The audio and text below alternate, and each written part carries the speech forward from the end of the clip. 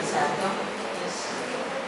Esa transmisión, entonces, ¿qué tipo de transmisión es? ¿Quién origina esa transmisión? ¿Cómo? Cuando es fusionada. Es un impulso eléctrico. Sí.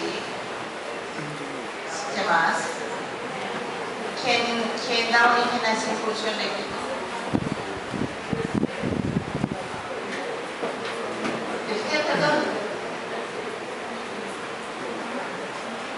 La despolarización de la membrana, o sea, debe haber un potencial de acción que es el que hace que ocurra la transmisión sináptica. Entonces, en esa transmisión sináptica hay una señal eléctrica.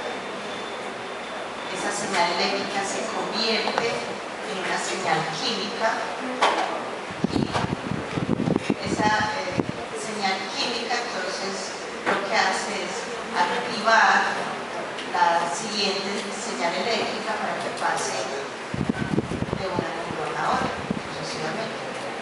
Esta señal eléctrica se produce, como ya ustedes me dijeron, por el potencial de acción, o sea, con la entrada del sodio. Y la señal química, que es la liberación de neurotransmisores, que son los que activan el siguiente impulso eléctrico. O sea, una señal eléctrica se convierte entonces en una señal química para que esa señal química se convierta de nuevo en una señal eléctrica. Y así sucesivamente, la transmisión se distribuye por todo el cuerpo.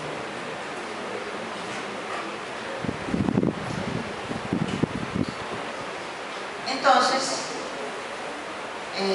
la transmisión eléctrica se realiza a través de axones. Esos axones pueden estar mielinizados o no.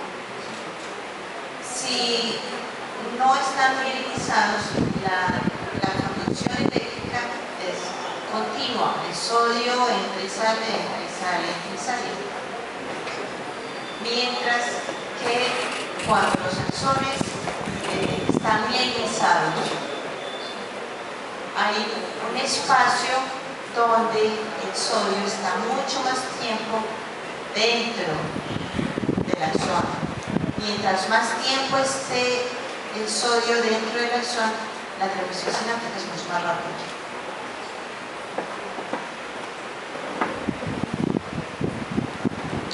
Entonces, después de que se efectúa la transmisión eléctrica, o sea, la señal eléctrica, cuando llega al bulbo terminal, allí activa, en este caso,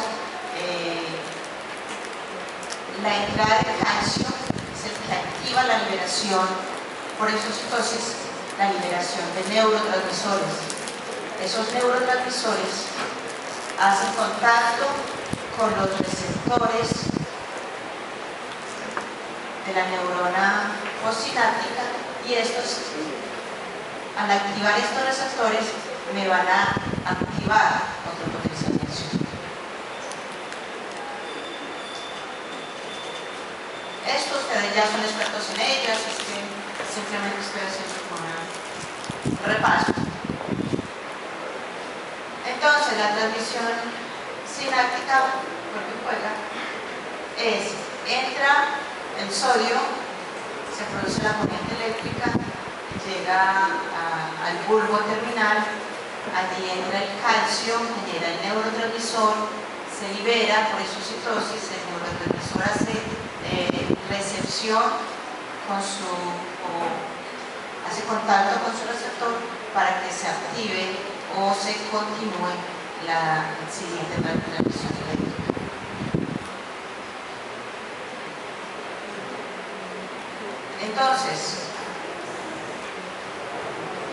ya sabiendo que en esa transmisión eléctrica están involucrados tanto el sodio como el calcio. El calcio es el que activa la liberación de neurotransmisores. ¿Qué es una convulsión? ¿Quién me puede decir qué es una convulsión?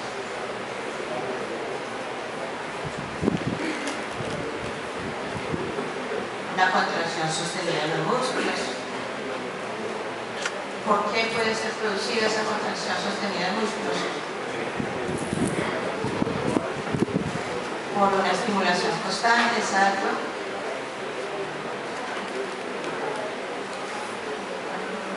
Exacto.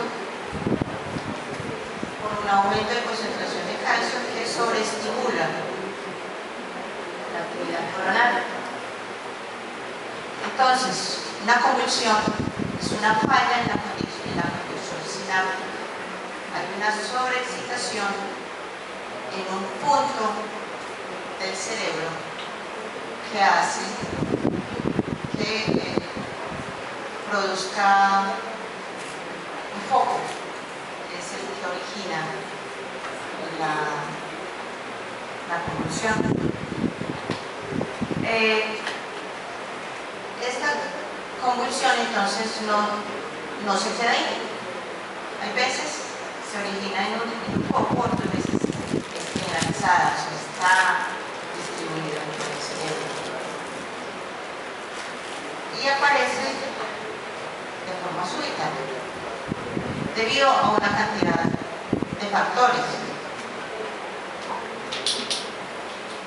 ¿Cuáles son esos factores que pueden originar una convulsión, una infección? Puede generar una convulsión. Hipoglucemia, la fiebre también.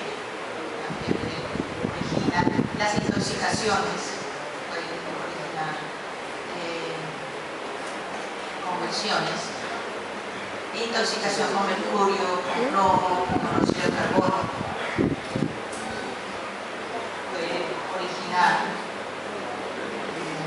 La convulsión, el alcohol también, la falta de oxígeno en el cerebro también puede originar la convulsión. Porque te lo hacía. Yo me reía cuando lo hacía, pero no es que funciona nunca. Originar un trauma cerebral también puede originar la convulsión, la fiebre,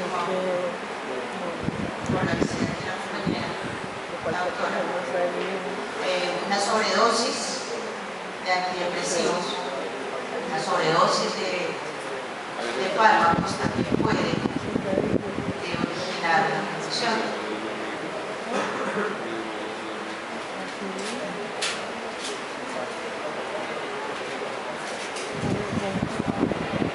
Las convulsiones pueden ser tónicas o clónicas o tónico-clónicas.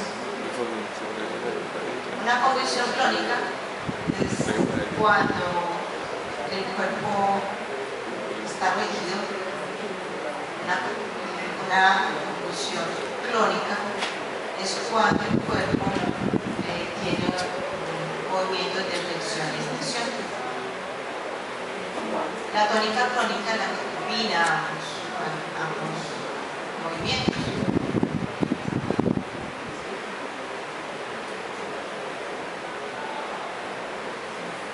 ¿Cuántos grupos de convulsiones hay en el montón? ¿Ustedes son expertos en ello? ¿Ya? Sí, yo sé que ustedes son expertos en ello. Y hay dos principales, de esas dos principales se ramifican las demás. Hay una que es focal y hay otra que es generalizada. En la focal el paciente no pierde la conciencia, la generalizada generalmente la pierde. Cada una está subdividida en la que solamente hay un aura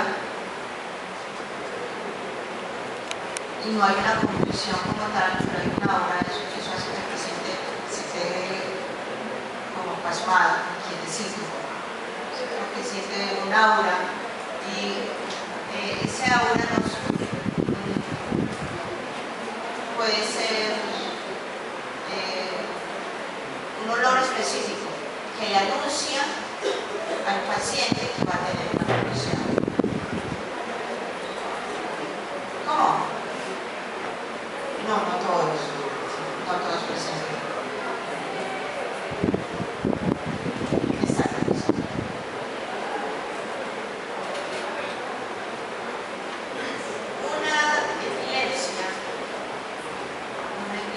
Una convulsión epiléptica, generalmente tiene una predisposición genética. Cuando no tiene una predisposición genética puede ser original porque hay un trauma craneal, que es un golpe, porque hay un tumor, porque se suspendió algún medicamento de forma abrupta. Entonces ahí hay un enredo. ¿Cuál es la diferencia entre una convulsión y un ataque epiléptico? Una convulsión epiléptica. La diferencia está en la frecuencia y en la génesis. Si el paciente tiene predisposición genética, esa convulsión que se le presentó, podríamos llamarla una convulsión epiléptica. Si no tiene, entonces tiene uno que mirar cuántas veces ha tenido la convulsión. Si solamente ha tenido una sola, entonces es una simple convulsión debido a una cantidad de factores. Pero si son repetitivos, entonces ya es una epilepsia. Entonces una convulsión generalmente es una sola debido a la suspensión del medicamento en forma abrupta por la fiebre. O sea, no hay nada genético que predisponga al paciente a que tenga una convulsión. Y la convulsión epiléptica, generalmente hay una predisposición genética que puede estallarse por cualquier causa. Por ejemplo, puede ser un trauma cerebral. Ese puede ser el factor que induce la convulsión epiléptica. Para determinar dónde se originó la convulsión, hay varios métodos. Uno es el electroencefalograma. Eso es a través de unos escapelos. Le colocan muchísimos en la cabeza y se registra. Y se puede detectar en qué punto del cerebro es que hay una sobreexcitación neuronal. El problema de este método es que dependiendo del sitio en el que se realiza la sobreexcitación, el electro se detecta. En el electro se detecta no. Si el foco está demasiado anterior, es probable que no sea detectado. Otro método es la resonancia magnética de imagen, que ahí se detecta qué zonas del cerebro pueden tener algún tumor, que es el que puede originar la convulsión.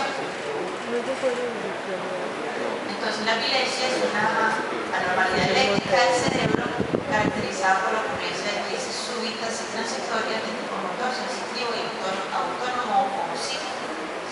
Sensitivo es porque hay muchos pacientes que sienten, como yo les había dicho, ese aura, un olor característico o que ven como lucecitas. El tipo de aura que el paciente le da indicios al médico de dónde es que está ubicado más o menos la sobreexcitación. Le da unos indicios de dónde está ubicado ese auto.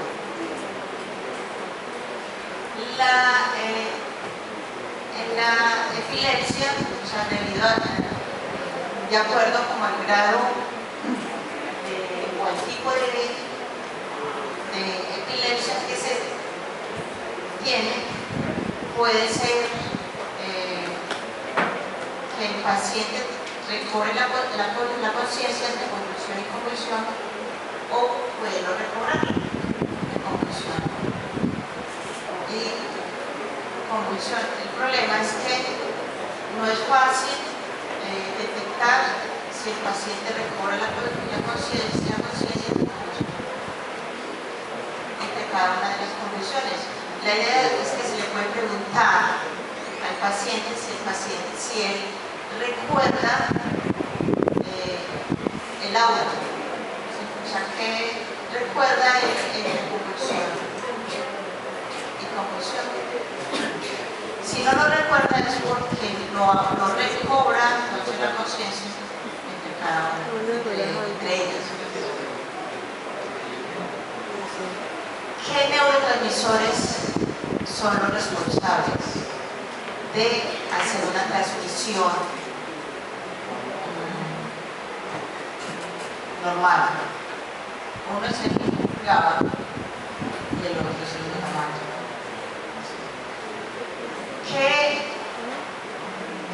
¿Qué acción ejerce el GABA a nivel neuronal?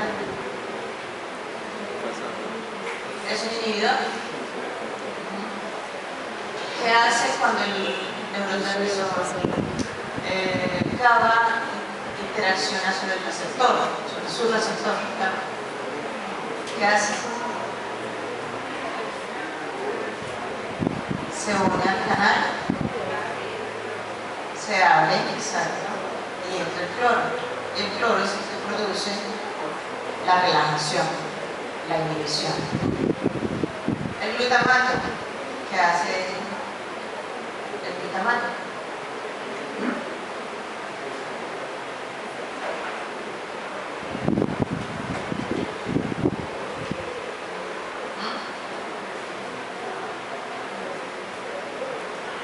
¿Qué hace el glutamato? A ver, si el GABA es un inhibidor, tiene que haber alguien que active. Entonces el glutamato es el encargado de activar. Una transmisión sináptica normal, hay un equilibrio entre la inhibición y la excitación. ¿Qué hace? ¿Cuál es el receptor del glutamato?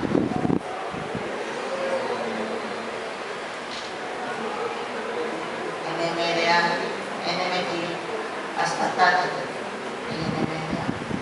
¿Qué hace el NMDA cuando el receptor glutamato interacciona con ese receptor?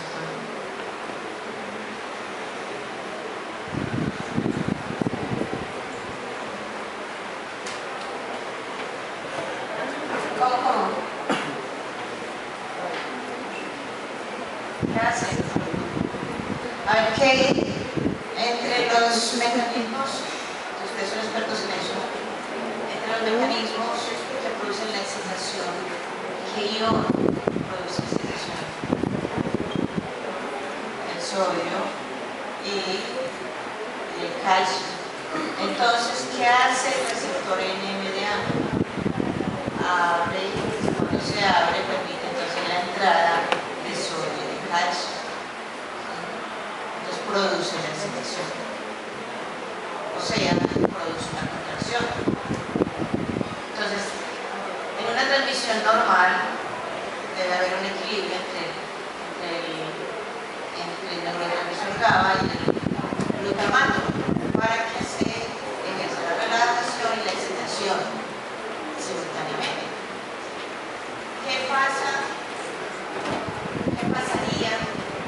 entonces en una convulsión.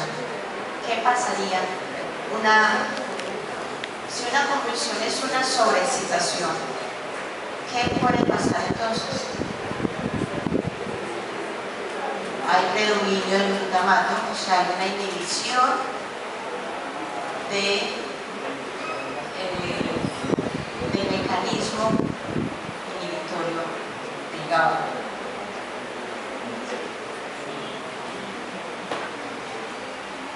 Y hay un aumento entonces, o sea, un aumento de la actividad del receptor del glutamato.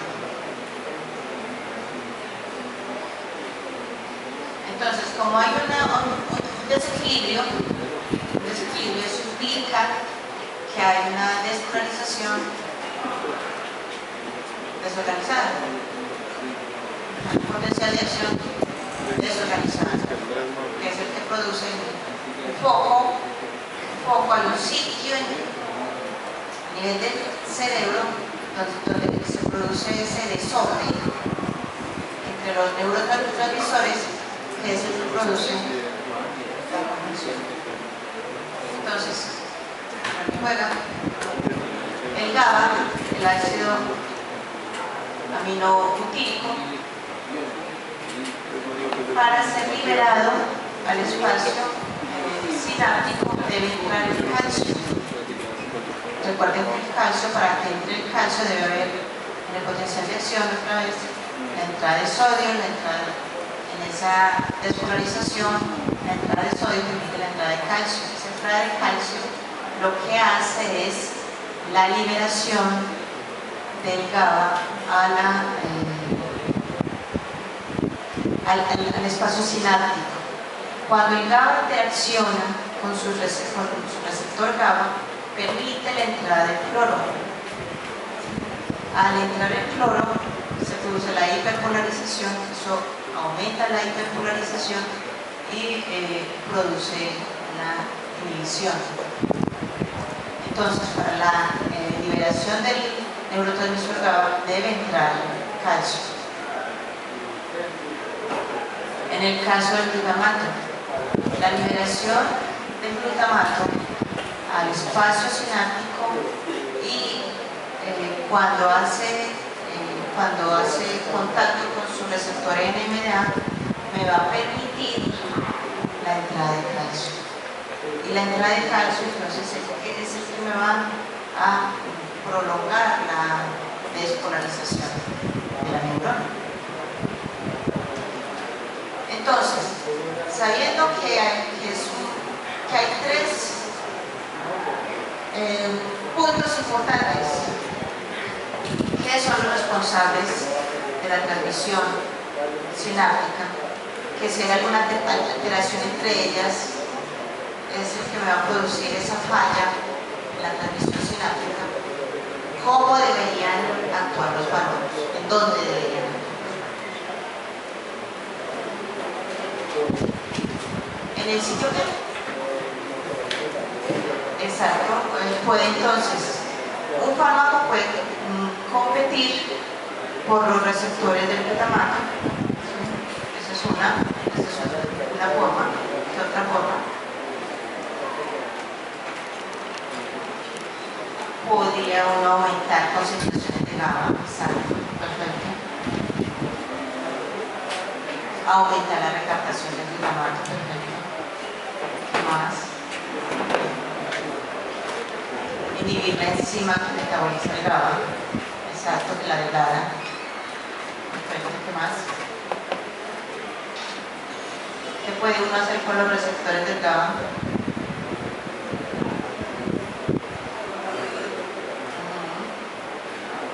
Sí, activarlos. ¿Qué más puede hacer uno?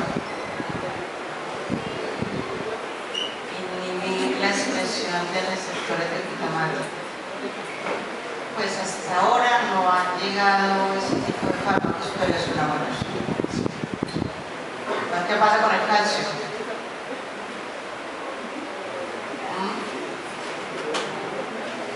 Bloquear la entrada del calcio. Si bloqueo la entrada del calcio, ¿qué pasa?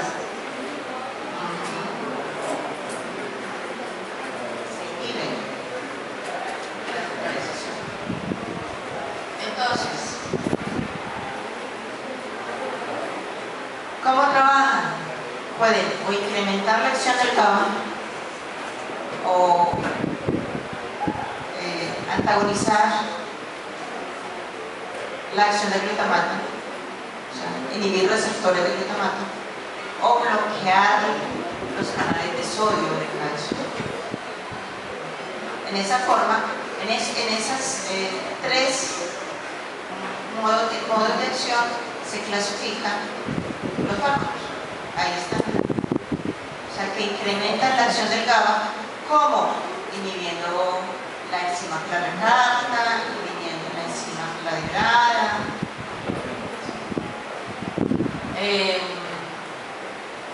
activando los receptores del GABA.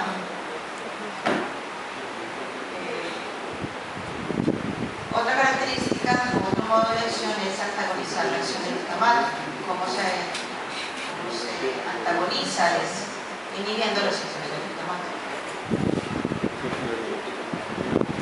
Otra forma es entonces inhibir la entrada de calcio o de sodio para evitar la despolarización.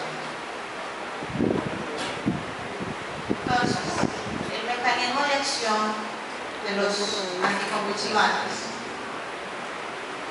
es, en general, inhibir el potencial de acción, suprimir el potencial de acción. Eso es en forma general lo que hacen los fármacos anticonvulsivantes, inhibir los potenciales de acción.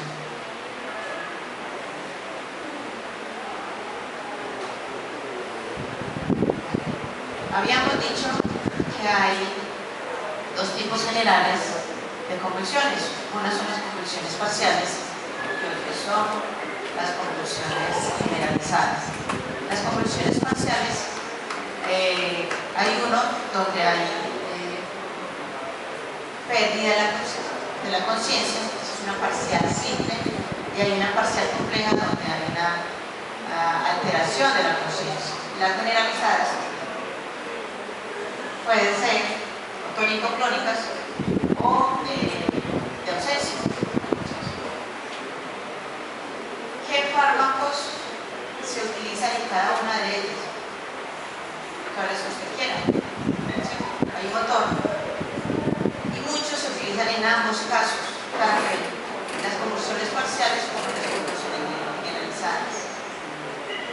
Hay unas muy específicas para las convulsiones generalizadas de ausencia, que esos son, por ejemplo, el clonazepam, el colchicida, la motrigina, el valproato, aunque la lamotrigina y el valproato también se utilizan para las convulsiones generalizadas tónico-clónicas y, por ende, para las convulsiones parciales. Para las parciales se utilizan la mayoría de anticonvulsivantes, carbamazepina, clobazam, felbamato, fenilketonina, felorbital, gabapentina, lamotrigina, exocarbazepina. Esta es menos tóxica que la carbamazepina, la pregabalina, imidona, valproato, gabapentina. Vamos a ver en forma general.